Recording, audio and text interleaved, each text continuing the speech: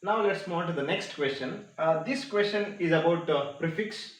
The task is very simple. There is a word called perfect. We have to form the opposite to this word. What is the word? Perfect. We have to form an opposite word to this perfect, right? By choosing the correct prefix, right? Before that, let us understand what a prefix is. In English, we have prefix and suffix. Prefix means a letter or a word that we add in the beginning of a word to make another word, right? A word or a letter or that something that we fix in the beginning of a word to make another word. Now let's take one example.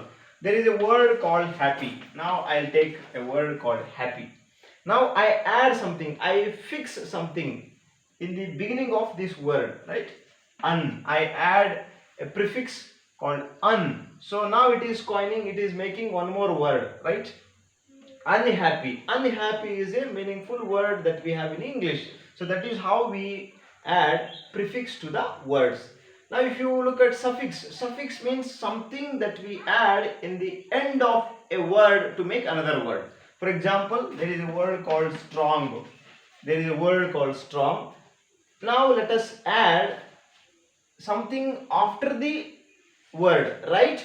So that is suffix, right? In order to make one more word. So this is how we add prefix and suffixes, right? Now look at the task. The task is very simple.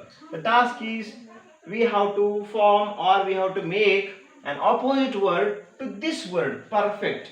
So if you try with these options, imperfect. Now what is the word? Perfect. Perfect. Perfect. Now we have to form or make opposite word to this, right? So if you try with this first option, imperfect. No, there is no word called imperfect. Imperfect is not there. It is not there in English. If you try this imperfect, it is there. Imperfect is there in English. Yes, imperfect is the correct one. So if you try with this unperfect, no, you do not have the word unperfect, disperfect, no such words, right?